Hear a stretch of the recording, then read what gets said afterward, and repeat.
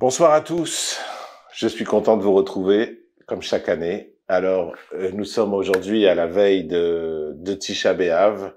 Demain soir, c'est Tisha B'Av. On va célébrer la destruction du temple. Et pourquoi il a été détruit ce temple? À cause de la haine gratuite. Et Israël Torah, c'est tout l'inverse, c'est tout le contraire. Israël Torah, c'est l'amour gratuit, c'est l'amour du prochain, l'amour de l'autre et l'ouverture vers tout le monde. Alors aujourd'hui, nous célébrons le 19e anniversaire d'Israël Torah, 19 ans d'Israël Torah. Et pour vous faire comprendre un peu ce que c'est Israël Torah, on va tout de suite vous envoyer une vidéo et on se revoit tout de suite après. L'unité, c'est comprendre que la vérité, il n'y a pas que moi qui la détiens. Elle est aussi chez l'autre. On a des tendances différentes. On a des visions différentes. L'unité, c'est d'écouter cette différence. C'est la comprendre. C'est comprendre qu'il peut y avoir plusieurs chemins pour arriver au même endroit. Mais sur chaque chemin, on découvre un trésor, son trésor. On pense parfois qu'il est tellement géant que peut-être les autres se sont trompés de direction. On voudrait même le partager avec l'autre. Mais l'autre aussi découvre un trésor, son trésor. D'une taille encore plus grande que le premier. Et lui aussi se dit que son ami s'est peut-être trompé de direction. Bah alors, qui est dans le vrai? Les deux, mais on ne peut le comprendre que si on écoute l'autre.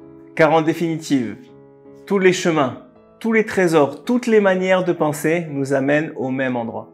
Il n'y a que l'écoute qui peut nous faire comprendre. Oui, que l'écoute. Mais écouter en considérant que l'autre aussi a raison. C'est ce qui s'appelle l'unité. Et grâce à cette écoute, Hachem est notre Dieu, Hachem est un.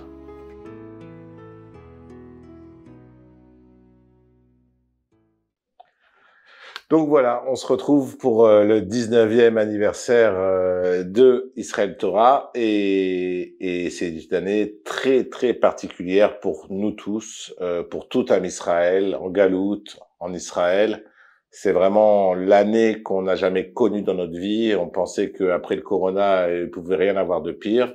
Et puis hélas, voilà, on a une année très très difficile, mais vous allez voir que cette année très difficile, au contraire, elle nous a fait monter des choses extraordinaires. Et c'est pour cela que cette année, Shimshon Atali a décidé de faire et d'orienter ce gala pour la 19e année sur nos Chayalim qui sont devenus nos héros à tous cette année.